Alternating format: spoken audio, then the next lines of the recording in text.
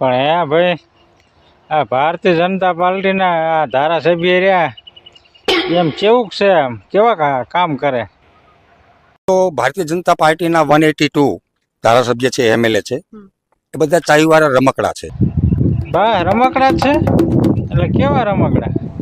ડુગડુગિયા છે. હા, પણ આ પછી આ સાવી કેના આગળ આ ડુગડુગિયાની? ચાવી ટોટલ છે અમિત શાહ પાસે. પણ એ નકરી એક સાવી નહીં હોય, બે સાવી હોય છે. એક મોદીજી આગળ હશે. એમ કેટલી ઘડી આ ડુગડુગિયા વાગે? કેટલી ઘડીએ? ત્યાંથી જેટલા આંટા ચાવી લગાડવામાં ચડાવવામાં આવે એટલી જ મિનિટ સુધી ને એટલી જ સેકન્ડ સુધી ડુગડુગ ડુગડુગ ડુગડુગ કરે.